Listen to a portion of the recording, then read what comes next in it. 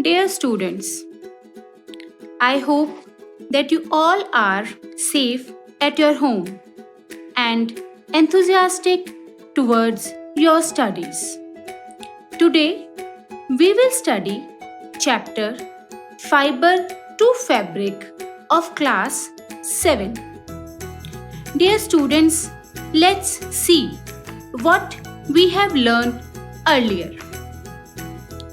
How clothes are formed.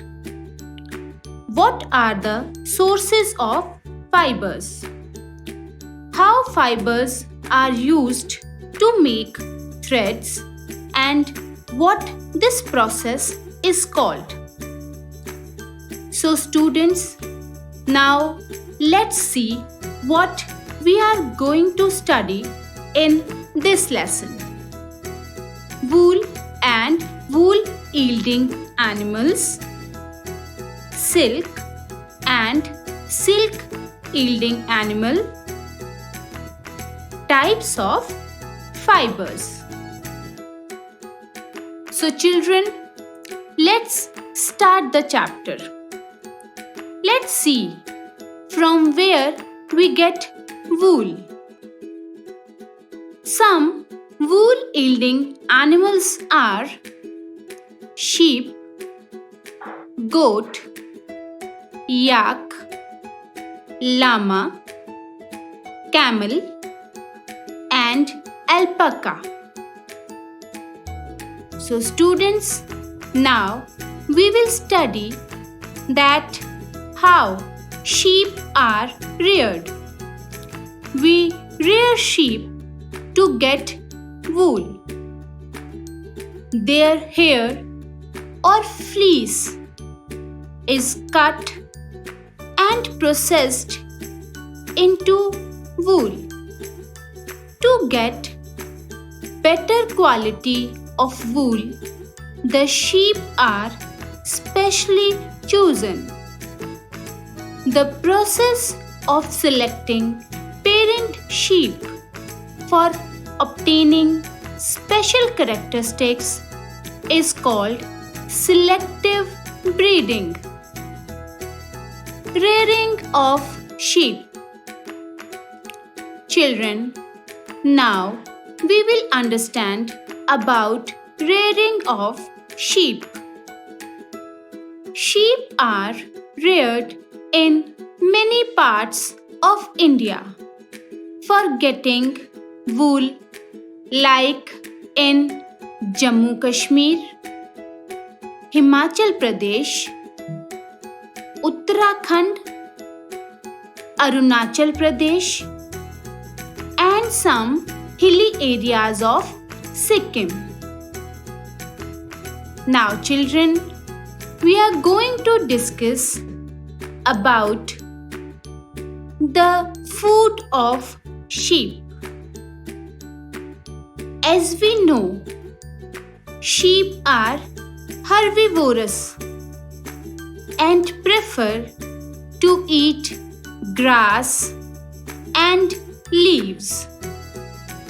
But they are also fed with mixture of pulses, corn, jowar, oil cakes, and dry fodder. Now children, let's see some Indian breeds of sheep. These are the names of some Indian breeds of sheep. First of all, Rampur Bushehr, from which we get brown fleece. It is found in Uttar Pradesh and Himachal Pradesh. Second one is Nali or Nali in Rajasthan, Haryana, and Punjab. Third breed is Bakharwal. It is found in Jammu and Kashmir. fourth breed is Marwari. It is found in Gujarat. And the fifth breed is Patanwadi. It is found in Gujarat. Dear students, now let's see how we obtain wool from fibers of sheep. We know that the wool is obtained from the sheep by a long process which includes many steps. The first step is shearing. The process of removing hair from the body of sheep in the form of fleece is called shearing. The hair of sheep are cut off by using a cutting machine similar to that used by barbers. The shearing or cutting of hair of sheep is done in the hot weather of summers so that they can survive without their protective coat of hair. Shearing does not hurt the sheep because the uppermost layer of skin of sheep is dead. Like when we cut our nails or hair, that does not hurt us. The hair of sheep grow again just as our nails or hair do. The sheared hair of sheep contain dust, dried sweat, and grease. So, the fleece must be cleaned before it can be processed into wool yarn. The fleece of sheep is thoroughly cleaned by washing with soap, detergents, and a lot of water in tanks. The process of washing the fleece is called scouring. After scouring, sorting is done where the fleece of sheep is separated into sections according to quality of woolen fibers. The small fluffy fibers called burrs are picked out from the hair. These are the same burrs which sometimes appear on your sweaters. After sorting, the fibers can be dyed in different colors because the natural fleece of sheep is white, brown, or black in color. At last, fibers are straightened, combed, and rolled into yarns, which is called wool, which is used for knitting sweaters, etc. Okay, students, now we will study about silk and silkworm. So let's watch how silkworms make silk fibers. The life cycle of silkworm starts when female silk moth lays hundreds of eggs, from which larvae hatch, which are called caterpillar or silkworm. These caterpillars eat mulberry leaves day and night and grow big in size and then enter into their next stage of life, which is called pupa. Pupa weave a net around itself, which holds it properly. The net is made up of protein, which hardens on exposure to air and become silk fiber. Caterpillar completely covers itself with this net, which is now called cocoon. The further development of silkworm into moth continues inside the cocoon. After that, pupa enters to next stage and finally comes out from it in the form of moth. In this way, the life cycle of silkworm moves on continuously. Dear children, now we will study about different types of fibers. As we all know that clothes are made up of threads and threads are made up of different fibers. Do you know how many types of fibers are there? Yes, fibers are mainly of two types.